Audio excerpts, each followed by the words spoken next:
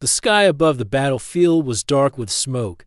Ships burned in the distance, their broken frames falling through the air like dying birds. The ground shook under the thunder of explosions. Human and Zarian forces clashed in a blur of light and shadow, each side fighting for survival. Rian, a soldier in the human defense forces, gripped his rifle tightly. His armor was scratched, dented, and covered in dust. He had been separated from his unit when an energy blast struck the hill they were holding. Now, he moved carefully through the ruins of a destroyed Zarian outpost, his senses sharp, his breathing slow. Every sound could mean danger. The Zarians were taller than humans, with scaled skin that glistened under the battlefield lights. They were strong, fast, and trained for war. Rian had faced them many times before. Each time, he had fought without hesitation. He had lost friends to their weapons, and he carried those memories like heavy stones in his heart. He turned the corner and froze. A squad of Zarian soldiers stood ahead, their armor painted in the deep red of elite units. Their glowing visors turned toward him at once. Before Rian could lift his weapon, a stun bolt struck his chest. The shock tore through his body, and his knees buckled. The rifle slipped from his hands and clattered to the floor. His vision blurred. He heard voices, low, harsh, and strange, speaking in the Zarian language. Rough hands grabbed him, lifting him from the ground. The world tilted as they dragged him through smoke and rubble. Rian tried to fight, but the stun charge had drained his strength. His head felt heavy, and every breath was like lifting a weight. The Zarians moved quickly, stepping over broken walls and burning debris until they reached a transport craft. Waiting on the edge of the battlefield, he was pushed inside. The metal floor cold beneath him, the hatch sealed shut, and the craft rose into the air. Through the small window, Rian saw the battlefield fade into the distance. The fires grew smaller until there were only faint, glowing dots in the dark. His mind raced. He had been captured before, but never by the Zarians. Their treatment of prisoners was a mystery to most humans. Some said they were merciless, others claimed they followed a strict warrior code. Rian would soon find out. The journey ended at a large Zarian base built into the side of a mountain. The transport descended into a hidden hangar. Guards in black armor waited as the craft landed. They stepped forward, weapons ready. As the hatch opened, Rian was pulled out into the dim, cold air of the hangar. The guards moved him through metal corridors lit by pale blue lights. The air smelled of stone and metal, with a faint trace of something sharp, like the scent of a storm. Strange banners hung on the walls, marked with Zarian symbols. The sound of machinery echoed in the distance. Finally, they stopped at a small holding cell. The heavy door opened with a hiss. Inside, the room was bare, just a narrow bed, a metal stool, and a dim light in the ceiling. The door shut behind him with a deep, final sound. Rian sat on the bed, his body still aching from the stun. He tried to think clearly. Escaping from a fortified Zarian base would be nearly impossible. Still, he forced himself to stay calm. Panic would only make things worse. Hours passed. The lights outside the cell shifted in color, marking the change of time in the base. Rian lay back, listening to the hum of the air vents. His mind drifted between thoughts of his home world, his lost unit, and the war that had brought him here. Then, he heard it, a faint sound from somewhere beyond the wall. It was high and shaky, almost like the cry of a small animal. He sat up and listened carefully. The sound came again, clearer this time. It was not an animal. It was a child. Rian frowned. A Zarian child in a military base? He had never heard of such a thing. The cry was filled with fear. Whoever it was, they sounded alone. He moved to the corner of the cell where the sound was strongest. He could hear soft, uneven breathing now. The child must have been in the next room. Rian pressed his ear to the cold metal wall. The cries grew louder for a moment, then faded into quiet sobs. Rian felt an unexpected pull in his chest. He didn't know why, but the sound made him uneasy. In his years as a soldier, he had seen many terrible things, but the fear of a child was something different. It cut deeper. He leaned back against the wall, his mind turning over questions. Who was the child? Why were they here? And why did the sound of their fear make him feel something? He thought the war had burned away. The base around him remained steady and quiet. But Rion had the strange sense that something was shifting, something he couldn't yet see. Somewhere beyond this cell, in the same place where he was held as a prisoner, a frightened child cried.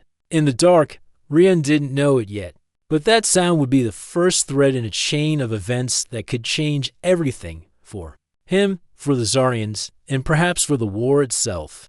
Rion woke to the sound of alarms.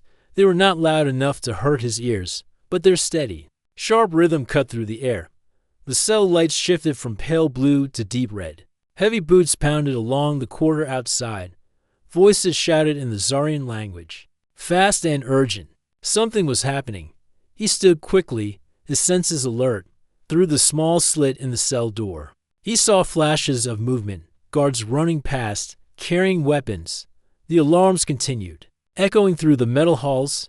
The sound he had heard the night before, the frightened child's cry, returned. This time it was closer, more desperate.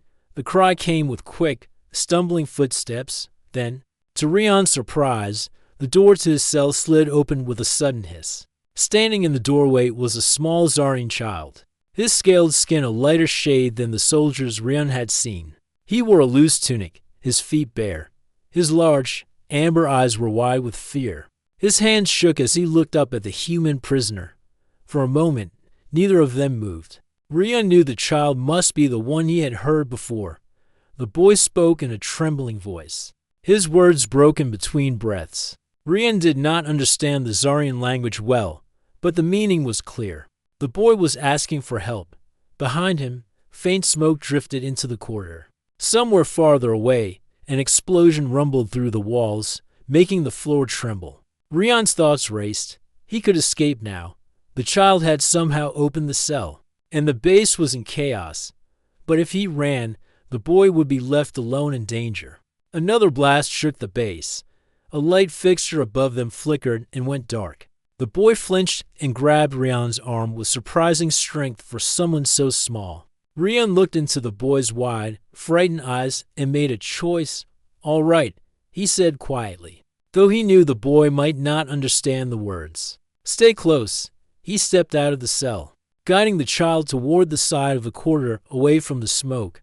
The alarms continued, but the hall ahead was empty. They moved quickly, Rion keeping low and alert. The boy stumbled once, and Rion caught him before he could fall. His bare feet made soft slapping sounds against the cold floor. Turning a corner, Rion saw why the base was in panic. A section of the outer wall had been breached.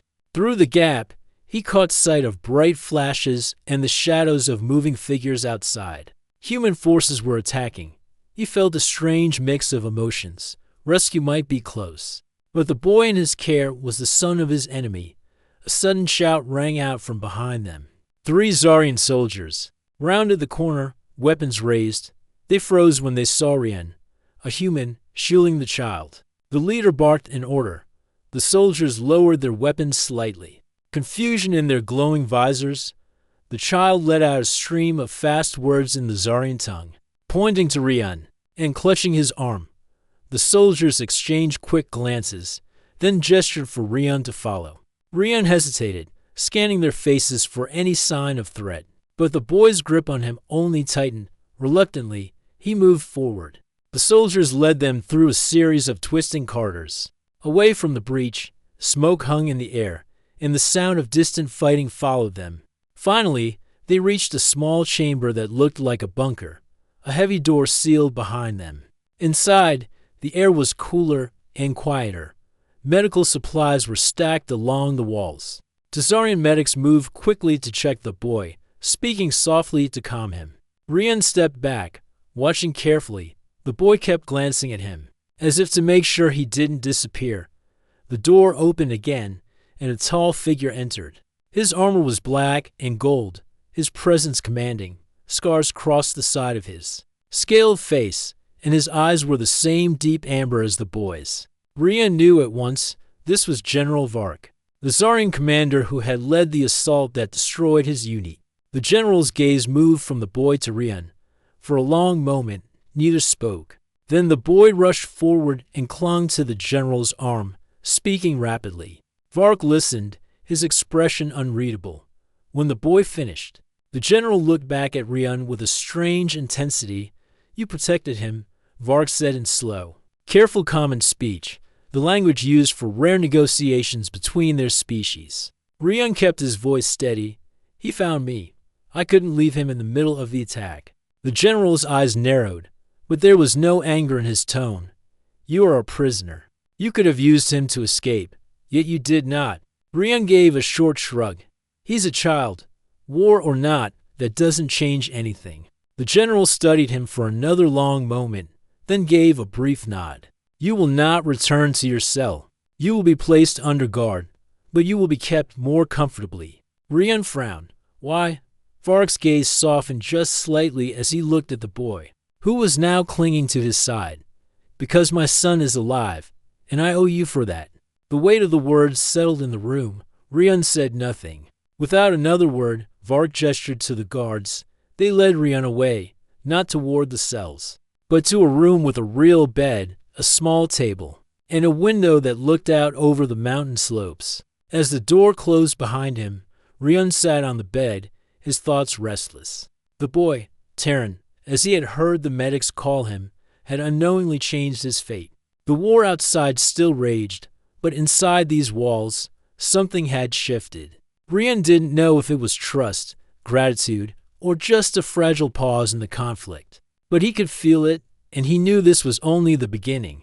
The days after the attack passed slowly. The alarms were silent now, but the base still carried a tense air, like a wound that had not healed. Soldiers moved through the halls with quick steps, and the hum of machinery never stopped. Rian's new room was far better than his cell, but it was still locked from the outside. A guard always stood near the door, his armor black and his visor glowing faint blue.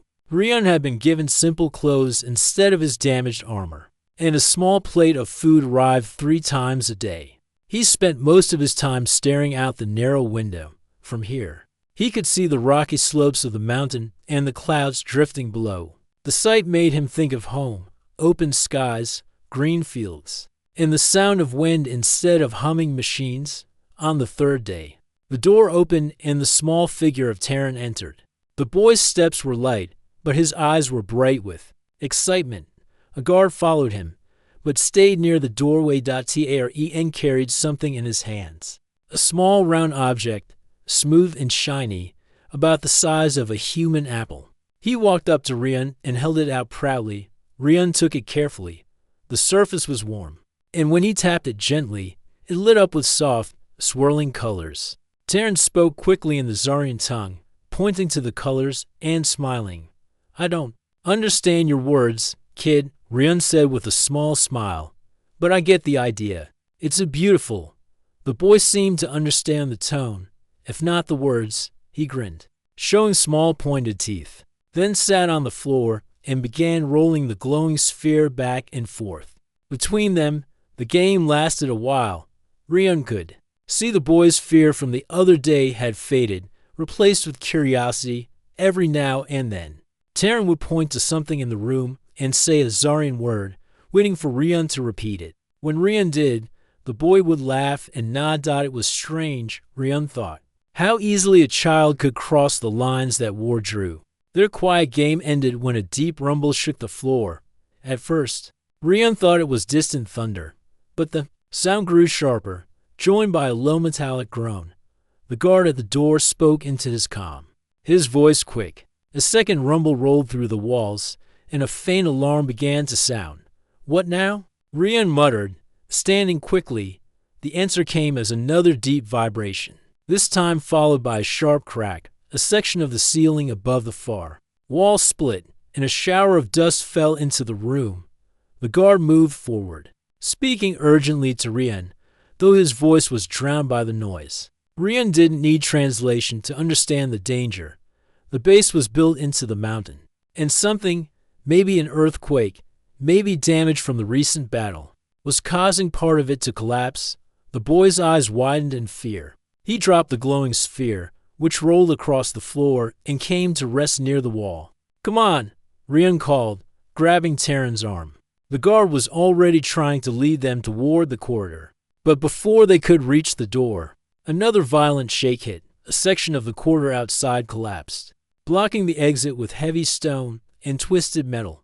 The guard cursed in his own language, then turned to Rian.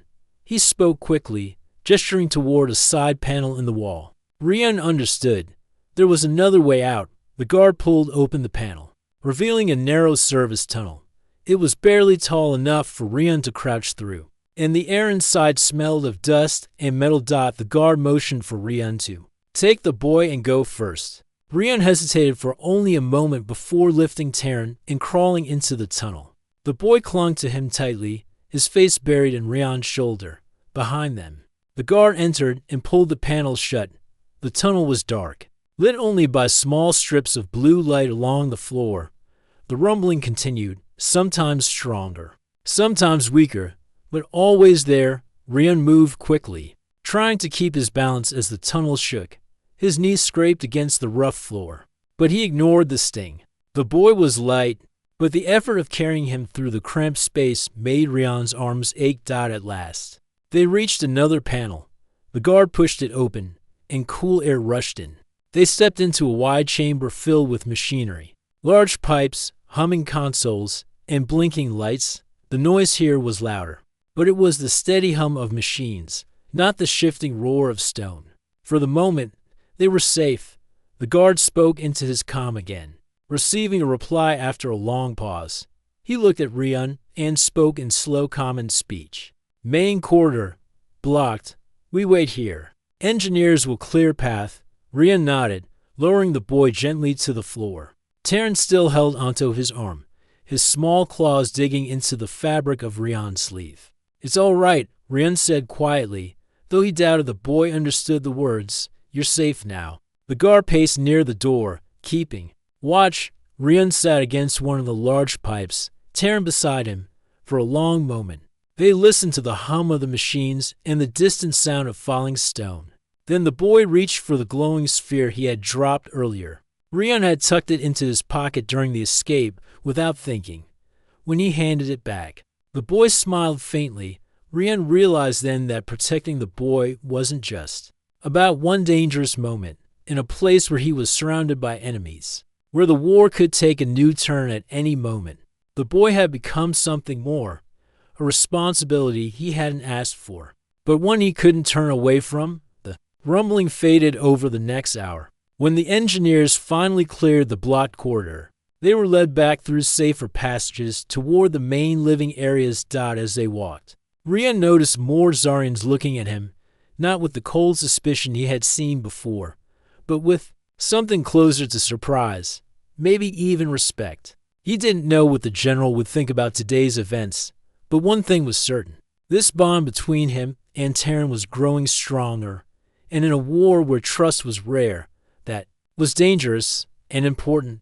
The morning after the tunnel incident, Rian woke to a soft knock on his door. The guard outside opened it, and Terran stepped in, carrying a small tray with food. The boy's smile was bright, and his steps quick, as if eager to see Rian again.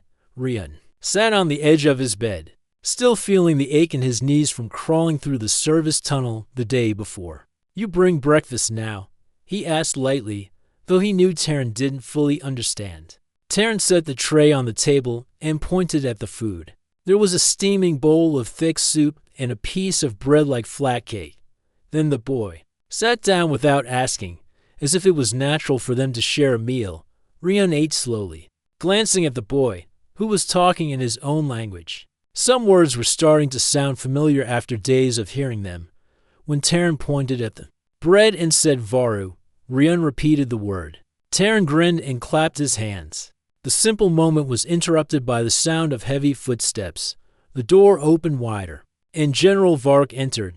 His tall frame filled the doorway, his armor polished, his sharp eyes scanning the room. Taren looked up and spoke quickly to his father, pointing at Rian with excitement. Rian could not understand the words, but he recognized the tone. The boy was telling the story of yesterday's escape again. Vark listened in silence. When Terran finished, the general stepped closer, his eyes fixed on Rian. You protected him again, Vark said in slow, common speech. Ryan nodded. We were in the same danger. I couldn't leave him there. Vark's gaze stayed steady. A human soldier protecting my son, twice now. This is not something I expected. Ryan's voice was calm. Maybe the war has made both of us expect the wrong things about each other. The general tilted his head slightly, as if weighing the words. Then he turned to Terran. Go, Terran. I will speak with him alone. The boy obeyed, though he glanced back at Ryan before leaving. The guard outside closed the door behind him. For a moment, the room was quiet except for the faint hum of the base's systems. Vark stepped closer to the window, looking out over the mountain view. You must know, he began, that my people have lost much in this war. Families, cities, history. And yet, we have been taught that humans would never show us mercy. Ryan met his gaze. Humans are told the same about the Zarians. Vark turned, his expression unreadable. If you had harmed my son, the war would have burned hotter. If you had left him, he would be dead. Instead, I find myself speaking to a prisoner who has saved the most important life in my family. Ryan didn't answer right away. He had fought against Zarians for years. He had seen their weapons destroy human settlements. But here was their most feared commander, speaking with something that sounded almost like respect. I don't expect you to trust me, Ryan said finally. But your son didn't choose this war. That's reason enough to protect him. Vark studied him for another long moment, then nodded slowly. Perhaps you are different from what I was told. Perhaps humans are more complicated. With that, the general left without another word. In the days that followed, Ryan saw Terran more often. Sometimes the boy brought him food, sometimes strange toys, and sometimes just questions, endless questions. He wanted to know what human cities looked like, how their skies smelled after rain, and what kind of animals walked on four legs. Ryan answered simply, using gestures and short words when Terran didn't understand. One afternoon, they sat at the table, drawing on scraps of paper Terran had brought. Ryan sketched the outline of a human ship, and Terran tried to copy it, laughing. When his lines went crooked, it was during one of these quiet moments that Vark entered again. This time, he didn't order the boy to leave. Instead, he watched them for a while before speaking. My officers believe I am losing focus, the general said plainly. They say a prisoner's words have no value, and that mercy will cost us the war. Ryan set his pencil down. And what do you believe? Vark's eyes narrowed slightly. I believe that winning a war at the cost of everything we are is not victory. You have made me question what victory should mean. The words surprised Ryan. He had expected the Zarian commander to speak only of strength, strategy, and conquest. Instead, Vark spoke of cost, something human leaders often ignored. You can't change everything in a day, Ryan said. But if you start asking the right questions, that's a first step. Vark looked at him for a moment longer, then gave a small, almost invisible nod before turning to leave. That night, Ryan lay in bed, staring at the faint glow of the lights on the wall. He thought about the strange path his life had taken. Only days ago, he had been a soldier on a battlefield, ready to fight to his last breath. Now, he was a guarded guest in the enemy's stronghold, teaching their commander's child to draw crooked spaceships. And yet, something was changing here. The boy's visits were more than a distraction. They were a bridge, fragile, but real, between two sides that had only known how to destroy each other. He didn't know how far that bridge could stretch before breaking. But for the first time in years, Ryan felt that maybe, just maybe, there was another way forward. The following weeks passed in a strange rhythm. Ryan was still a prisoner, but his daily life no longer felt like a cell. He was allowed to walk in certain corridors under guard, and Terran's visits had become almost part of the schedule. Each time the boy came, he brought something new, a puzzle, a strange fruit from the Zarian gardens, or just more questions about human life. Ryan answered what he could, always careful not to reveal military secrets, but open enough to keep the boy curious. General Vark also visited more often, though he never stayed long. When he did, his eyes would move between Ryan and Terran, as if measuring something he could not yet name. One afternoon, Rian sat with Terran in a quiet corner of the base's garden. The garden was built under a glass dome, with tall alien plants stretching toward the light. Their leaves shimmered with faint silver, and the air smelled fresher than anywhere else in the base. Terran handed Rian a piece of fruit shaped like a small star. Viola, the boy said, pronouncing it slowly so Rian could copy the word. Viola. Rian repeated, tasting the fruit.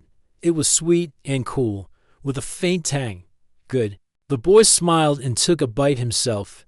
They were still eating when Vark entered the garden, his heavy steps muffled on the soft ground. The general looked unusually thoughtful. My officers want me to begin an offensive against your people's forward base. Vark said directly to Rian, it is far from here, but they believe it would strike fear into your command. Rian, set the fruit down.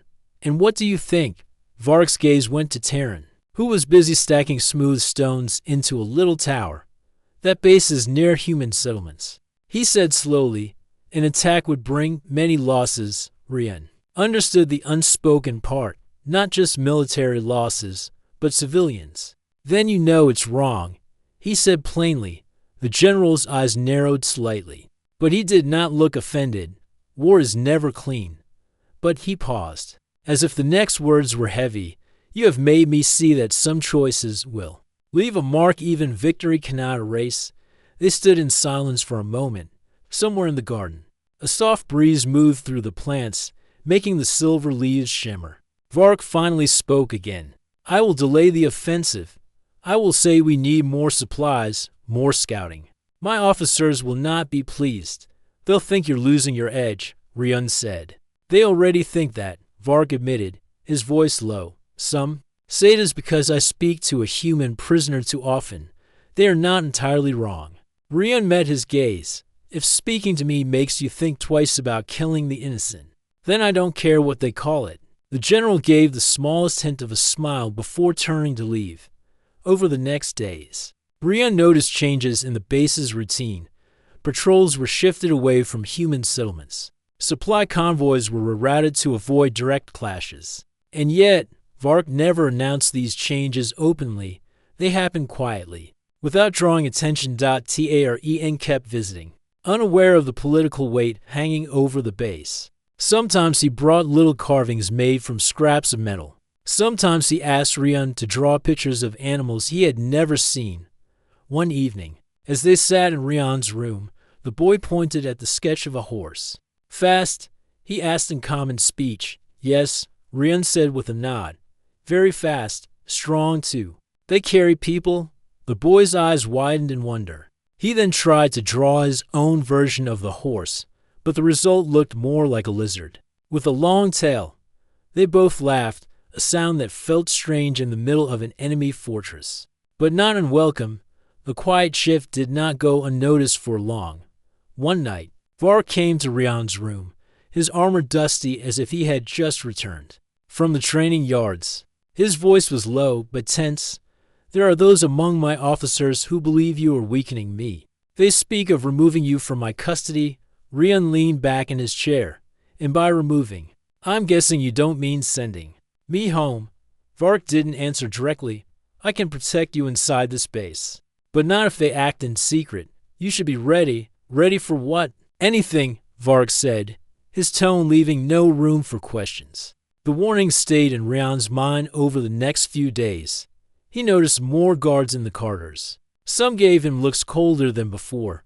Others avoided meeting his eyes entirely. In the garden, Terran remained cheerful, but even the boy seemed to sense something had changed. One afternoon, while they played with the glowing sphere again, he stopped and looked at Rian.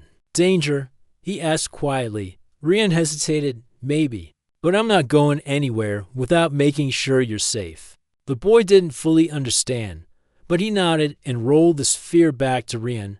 Late one evening, Rian sat by the window, watching a thin line of distant lights flicker in the valley below. He knew those lights belonged to human forces. Once, he would have wanted nothing more than to return there. Now, the thought of leaving Terran, and even Vark, unsettled him. He had become part of something unexpected here, something fragile but important. If he could keep the boy safe, if he could help the general see the truth of what this war was costing, maybe there was a chance for something better than endless battles. And so, without saying it out loud, Rian made a decision. He would stay as long as it took. Not because he had to, but because he wanted to. The warning signs had been there for days. Guards whispering in corners. Officers who once ignored Rian now watching him closely. Patrols shifting without explanation. Rian felt the pressure building like a storm on the horizon. He didn't know when it would break, only that it would. It began on a quiet morning. The base was still under the soft light of the artificial sky dome when the first alarm rang. A deep, echoing sound shook the air, followed by a voice on the intercom speaking in sharp, urgent Zarian words. Rian didn't understand every word, but he caught enough. Human raid. Almost instantly, the corridors outside his room filled with heavy footsteps. Soldiers moved quickly toward them. Gates! The sound of machinery powering up echoed through the walls. He was still trying to understand the scale of the attack when the door to his room burst open. Terrence stood there, breathing fast, his eyes wide. Rian, come, the boy said, his voice trembling. What's happening? Rian asked, stepping forward. The boy shook his head. Not safe here. That was all Rian needed. He followed Terran through the side corridors, avoiding the main hall where soldiers rushed past. Twice, they had to step into shadowed alcoves as groups of armed Zarians ran by. The sound of distant gunfire grew louder, somewhere outside the dome. Human forces had broken through the outer defense lines. As they moved, Rian realized Terran was not taking him to safety. He was taking him to the garden. The same dome-covered sanctuary where they had spent so many afternoons. Why here? Rian asked as they stepped inside. The boy pointed to a small service tunnel near the far wall. Hides here. No one comes. Rian nodded. It wasn't perfect, but it was better than staying in a place soldiers might search first. They had barely reached the tunnel when a sharp noise made Rian freeze. It wasn't gunfire. It was the metallic echo of footsteps approaching fast. From the shadows of the garden's entrance, Zarian soldiers appeared. They weren't wearing the standard armor of the patrols. Their armor was darker, marked with red bands on the shoulders, the sign of Varrok's political rivals. The first soldier saw Rian instantly and raised his weapon. Prisoner, he barked in common speech. Come with us. Terran stepped in front of Rian without thinking. No, he shouted. The second soldier moved closer, ignoring the boy. Orders from above. You are to be moved now. Rian's instinct screamed that this move was not about safety. He took a step back, keeping one hand on Terran's shoulder. I'm not going anywhere with you. The soldiers exchanged a glance, then the first one reached forward to grab Rian. Rian moved before he thought. He shoved Terran behind him and swung his arm into the soldier's wrist, knocking the weapon aside. The second soldier stepped forward, but Rian drove his shoulder into the man's chest, pushing him back into a thick silver leaf plant. The fight was quick but messy. Rian wasn't armed, but years of training gave him the edge for a moment. He ducked, twisted, and used the soldier's momentum against him, forcing him to stumble. But there were two of them, and he was already tiring. Just as the first soldier raised his weapon again, a deep voice cut through the garden. Stand down. It was Varrok. The general strode into the garden, his presence filling the space. His eyes locked on the two soldiers, and his tone became ice. You dare act without my orders? They come from the High Council, the first soldier said stiffly. They fear that human is influencing you. Fear is not an order. Varrok said, stepping closer. You will return to your posts, or I will see you stripped of rank before the next sun rises. The soldiers hesitated, but one look at Varrok's face made them retreat. Without another word, they left. As soon as they were gone, Varrok turned to Rian. You are injured. Rian shook his head. I'm fine. But they weren't just here to move me. No, Varrok agreed. They meant to remove you permanently. The attack outside gave them cover to act. Terrence still stood close to Rian, his small hands gripping the human's arm. Stay safe, the boy whispered. I will, Rian promised. Outside the garden, the sound of the battle shifted. It was no longer distant. The heavy thud of artillery shook the dome. The air inside trembled, and faint dust fell from the metal beams overhead. Varroc's expression hardened. The outer gate has fallen. I must go to the front lines. Rian knew what that meant. If the humans pushed deeper, they could reach the base itself. If my people get here, there will be no difference between soldier and civilian in their eyes. They'll think anyone in this base is an enemy. Varroc nodded grimly. That is why I need you to keep Terran safe. If I fall, he must survive. The words hit Rian harder than he expected. You trust me with that? I trust you more than anyone else here, the general said simply. Then, without another word, he turned and left, his footsteps fading into the chaos outside. Rian and Terran stayed in the tunnel as the sounds of battle grew louder. The boy leaned against him, silent now, listening to the distant roar of war. For hours, the fight raged. Sometimes, Rian could hear shouts in human voices. Sometimes, the alien tones of Zarian orders. Neither side was winning. Quickly died at one point. A blast shook the dome so hard that a section of silver leaf plants collapsed near the wall. Dust filled the air, making them cough. But the dome held when the noise finally began to fade. Rian stepped out cautiously. The garden was still intact. Though a few plants had been burned by stray sparks from the outer battle, he didn't know who had won. He didn't know if Varroc was still alive. But he knew one thing. Whatever happened next, the events of this day had changed everything. Because now, it wasn't just about a human prisoner and an alien general. It was about survival, trust, and the bond that had grown stronger than the walls of war around them. The garden felt strangely silent after the battle sounds faded. Rian kept listening, half expecting another explosion, but the air was still. Even the distant hum of the base's machinery was faint, as if the whole place was holding its breath. Terran sat on a stone bench, his legs swinging slowly. His eyes kept moving to the entrance, waiting for Varroc to return. Will he come back? The boy asked quietly. Rian wanted to say yes, but the truth was he didn't know. He's strong. He said instead, if anyone can come back, it's him. They waited. Minutes turned into hours. The light from the dome shifted from bright gold to a dim silver glow, signaling that the day cycle was ending. Rian had no idea what was happening beyond the garden walls. Then, footsteps echoed from the far hall. Not heavy boots like soldiers, but faster, lighter steps. A figure appeared, one of the Zarian medics, carrying a small satchel. Rian, the medic said in careful common speech, General Varroc, he is alive, but injured. Terran jumped to his feet. Where? The medic shook his head. He is in the command shelter. It is not safe for you to go there. The boy's shoulders dropped, but Rian could see relief in his face. Will he be okay? The medic hesitated. If the fighting does not return, yes. But his voice trailed off, and he looked toward Rian. Humans are close to the inner gates. If they enter, they will not care who you are. That warning settled heavily between them. Rian knew the medic was right. If his own people reached this part of the base, they might see him as a rescued prisoner, or as someone who had worked with the enemy. He wasn't sure which would be worse. The medic handed him a small device. If you need to leave quickly, follow the green light. It leads to the service tunnels under the base. Some lead outside the walls. Without waiting for thanks, the medic left. For a long time, Rian stood in silence. The choice ahead of him was clear in one way and impossible in another. If he left now, he could find the tunnels and escape.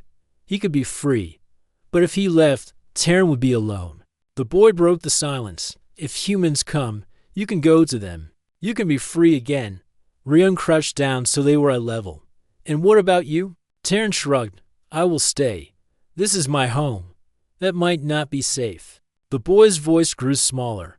Varroc said you would protect me. Those words felt like a weight Rian couldn't ignore. He remembered the moment Varroc had looked him in the eye and handed him that responsibility. Before he could answer, the distant thud of footsteps returned, this time heavier, more urgent. Shadow fell across the garden entrance. 3 human soldiers stepped in, their rifles raised. For a heartbeat, no one moved. One of the soldiers spoke first, his voice sharp. Rian Hale, that you? Rian recognized the voice, Lieutenant Carver, one of the men from his own unit. Relief surged through him, but it was tangled with something else, hesitation. It's me, Rian said slowly. Carver's eyes moved to Taryn. What's the alien doing with you? Rian stepped slightly in front of the boy. He's just a kid. He's not part of the fight. That's not your call, Carver said, raising his weapon a little higher. Orders are to secure this sector and remove all hostiles. Rian felt the tension rise like a wire pulled too tight. Carver, listen. This boy saved my life. I'm not letting anything happen to him. You've been here too long, Carver snapped. You don't know what they've done to our people. You've forgotten which side you're on. I haven't forgotten, Rian said firmly. But I'm not going to stand here and watch someone innocent get hurt. The second soldier spoke, his voice uncertain. Sir, maybe we should just move on. We're losing time. Carver's jaw tightened. He looked from Rian to Taryn, then back. Fine. But if command asks, you explain it. Rian nodded. I will. The soldiers moved past them, disappearing down another corridor. Rian exhaled slowly, realizing only then how hard his heart was pounding. Ian looked up at him. You stayed. I told you I would, Rian said quietly, for the rest of the night cycle. They stayed in the garden. Rian could hear distant shouting and the occasional sound of metal striking metal, but no more soldiers came. When morning light returned through the dome, another set of footsteps approached. This time, it was slower, heavier, and familiar. Vark stepped into the garden, leaning on a cane. His armor was gone, replaced by a plain dark coat. There was a long bandage across his shoulder, but his eyes were steady. You are both safe, he said. Ian rushed to him, hugging him tightly. I was scared. I know, Vark said, resting a hand on the boy's head. Then he looked at Rian. I heard what you did. Rian shrugged. It wasn't much. It was enough. Vark said. You chose to protect him, even when your own people came. The general stepped closer. The war will not end today, perhaps not for many years. But the fact that you are still here means something. Rian met his eyes. I don't know where I belong now. Vark's voice was calm. Maybe you belong in the place where you can protect what matters most. Rian didn't answer right away, but as he looked at Taryn, then at the still broken edges of the garden, he knew the choice he had made was not just for one night. It was the beginning of something bigger. And whatever happened next, he was ready to face it.